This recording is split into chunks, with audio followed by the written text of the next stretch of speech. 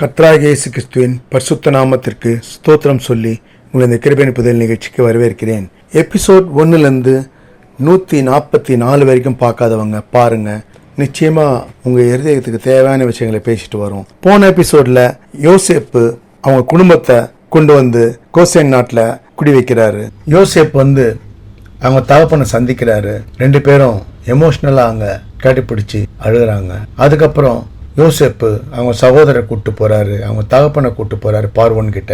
பார்வோன் சொல்றாரு, எகிப்து தேசம் உனக்கு முன்பாக தான் இருக்கு, நீ ஆசீர்வாதமா வாழும்படி நீ நடத்து அப்படின்னு சொல்றாரு. அதுக்கப்புறம் யோசேப்பு அவங்க குடும்பத்துக்கு மட்டும் இல்லை, அந்த தேசத்துக்கும் அந்த தேசத்து ஜனங்களையும் அவங்களும் வாழும்படி திட்டம் கொடுக்கறாரு. ஜீவனை காப்பாத்தினீங்கன்னு சொல்லி அவர்கிட்ட அவரை வாழ்த்துறாங்க.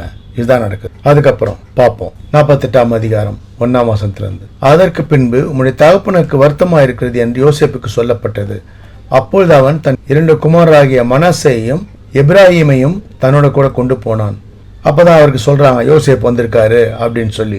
அவர் வந்து கொஞ்சம் வீக்கா இருக்காரு, அதாவது மரண தருவாய் குறைய ஃபைனல், அதாவது அவரோட வாழ்க்கை முடியும் தருவாயில வந்து யோசேப்பை கூப்பிடுறாரு. கட்டில உட்கார்றாரு. 3ஆம் வசனம். யாக்கோபு யோசேப்பை நோக்கி, சர்வ வல்லமையுள்ள தேவன் கானான் தேசத்துள்ள லூஸ் என்னும் இடத்துல எனக்கு தரிசனமாக என்னை ஆசீர்வதித்து என்னை பெருகும்படி தேசத்தை உனக்கு கொடுப்பேன்னு சொன்னாரு. நான் உனக்கு எகிப்து தேசத்துல வரும் முன்ன உனக்கு 2 குமாரர், என்னுடைய குமாரர் ரூபன் சிமியோன் மாதிரி எப்ராஹிமும் மனாசேயும், அதாவது அவரோட பிள்ளைங்கன்னு சொல்றாரு, அவரோட பிள்ளைங்களை நான் சேர்த்துறேன்னு சொல்றாரு. என்னுடைய பிள்ளைங்க இனி பிறக்க போறவங்க உன்னுடைய பிள்ளைங்க, அதாவது பிள்ளைங்கன்னா சந்ததி, அந்த வாரிசுல அவங்களுக்கு உண்டான எல்லா பங்கும் சுதந்திரமும் கிடைக்கும்படி அவர் சம்பாதிச்சது அவர்கிட்ட இருக்க எல்லாத்தையும் பங்கிட்டு இவங்களுக்கெல்லாம் கொடுக்கறதுல அந்த பங்குல இவங்களும் அந்த சுதந்திரம் கிடைக்கும்படி இவங்களையும் சேர்த்துக்கிறார்.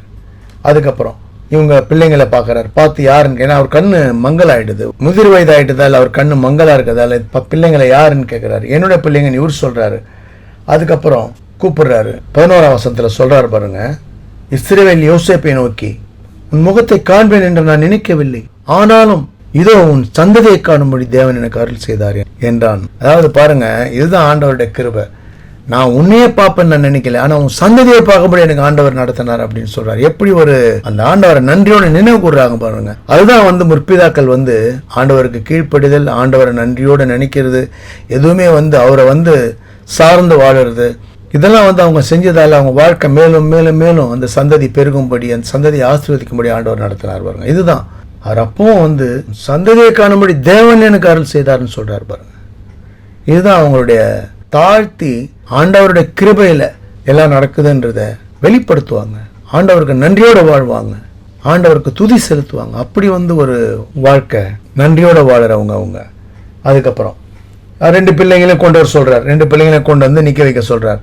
17ஆம் வசனம். தகப்பன், அதான் யாக்கோபு, தன் வலது கையை எப்ராஹிமுடைய தலையின் மேல் வைத்ததை யோசேப்பு கண்டு அது தனக்கு பிரியமில்லாதபடியால் தன் தகப்பனுடைய கையை மனாசேயோட தலையின் மேல் வைக்கும்படி எடுத்து, 18ஆம் வசனம், என் தகப்பனே அப்படி அல்ல, இவன் மூத்தவன், என்னுடைய தலையின் மேல் உடைய வலது கையை வைக்க வேண்டும் என்றான். அப்பதான் அவர் சொல்றாரு, யாக்கோபு, எனக்கு தெரியும் இவன் எப்ராஹிம் இளையவன், அவன் தான் பெருகுவான், மனசையும் பெருகுவான், ஆனா அவனை காட்டிலும் இவன் பெருகுவான் அப்படின்னு சொல்லி ஆசீர்வதிக்கிறார். எனக்கு தெரியும். ஆனா யோசேப்புக்கு மூத்தவனை தான் இவர் ஆசீர்வதிக்கணும்னு அவர் விரும்புறாரு. ஆனா இவருக்கு சொல்றாரு, இவங்க 2 பேரும் ஆசீர்வதிச்சு இவங்க பெருகுவாங்கன்னு சொல்லிட்டு இவனுக்கு மேல, அதாவது மனசேக்கு மேல எப்ராஹிம் பெருகுவான், அவனுக்கு முன்னால வைக்கிறார். எப்ராஹிம் இளையவனா இருந்தா கூட இப்படிதான் ஆசீர்வதிக்கிறாரு. 22ஆம் வசனம். உன் சகோதரருக்கு கொடுத்ததை பார்க்கலும் நான் என் பட்டயத்தாலும் என் வில்லினாலும் எமோரியர் கையிலிருந்து சம்பாதித்த ஒரு நிலத்தை உனக்கு அதிகமான பங்காக கொடுத்தேன் என்றும் சொன்னான்.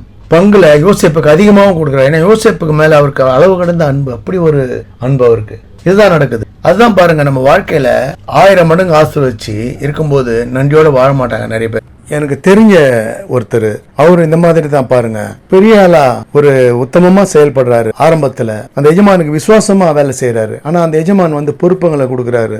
அதுக்கப்புறம் அவர் 1000 மடங்கு எப்படி ஆஸ்வதிப்பாரு நீங்க கேட்கலாம். 1000 மடங்கு இல்ல, அதுக்கு மேல கூட ஆஸ்வதிப்பார். 1000 மடங்கு, ஒரு 50,000 சம்பளம் வாங்கினவர் 10 கோடிக்கு அதிபதி ஆயிடுறாரு. ஏன்னா அந்த எஜமான் பொறுப்புகளை ஒப்படைச்சு உயர்த்துறாரு. அப்ப அவர் உயர்றாரு. ஆனா உயர்ந்த பிறகு பாருங்க, அவர் மனம் மாறிடுது. அந்த எஜமான் வந்து சொத்துங்களெல்லாம் அவர் வசம் ஒப்படைச்சதுல அந்த சொத்துங்களெல்லாம் எஜமான் இருந்து அபகரிச்சிடுறாரு. 100 கோடி சொத்தை எஜமான் அபகரிச்சிடுறாரு. ஆனா அந்த எஜமானுக்கு வந்து 100 கோடி பெரிய விஷயம் இல்லை. அவர்கிட்ட இருந்து அந்த 100 கோடி அவர் எடுத்துட்டு போனதால அந்த எஜமான் குறையில. ஆனா இவர் தான் அதிகமா பாதிக்கப்பட்டு ஜீவனுக்கே கஷ்டப்பட்டு இப்ப வந்து வாழ்க்கை வந்து அவருக்கு பணம் இருக்கு, ஆனா அவர் இதை சாப்பிடணும் அதை சாப்பிடணும் இந்த மாதிரிலாம் நிம்மதியான வாழ்க்கை இல்லை. அந்த எஜமான் மூலமா வாழ்க்கை இவருக்கு உயருது. ஆனா அந்த எஜமானுக்கு விசுவாசமா இல்லாம ஆண்டவருக்கும் பயம் இல்லாம ஆனா வாழ்க்கை மாறிடுச்சு. ஆனா அவர் மனம் திரும்பினாரா திரும்பலையான்னு எனக்கு தெரியாது. இதுதான் நடந்தது. இது பாருங்க, வாழ்க்கையில நிறைய பேர் வந்து ஆண்டவருக்கு வந்து உத்தமமா இல்லாம ஒரு ஐஸ்வர்யம் நிறைய வந்த பிறகு செய்யற இடத்துல வேலையிலையோ தொழிலையோ ஒரு நியாயமா செயல்படாம உத்தமமா செயல்படாம ஆண்டவருக்கு விசுவாசமா நன்றியா செயல்படாம நடக்கும்போது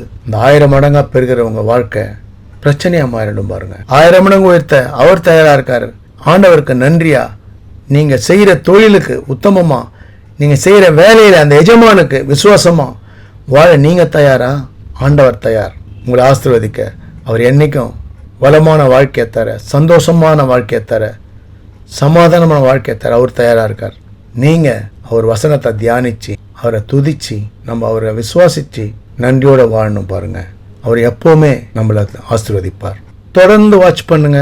சப்ஸ்கிரைப் பண்ணணும்னு நினைக்கிறவங்க சப்ஸ்கிரைப் பண்ணுங்க. பிடிச்சிருந்தா லைக் பண்ணுங்க, ஷேர் பண்ணுங்க. அநேக இருதயங்கள் ஆண்டவரை தொடும்படி நிறைவுக்கு வருவோம். God bless you all. கர்த்தராகிய இயேசு கிறிஸ்துவின் விலையேறப்பட்ட ரத்தத்திற்கு ஜெயத்தை ஏறெடுத்து அவருடைய பரிசுத்த நாமத்திற்கு ஸ்தோத்திரம் சொல்லி நிறைவு செய்கிறேன். நன்றி. தேங்க்ஸ் ஃபார் வாட்சிங். தேங்க்யூ.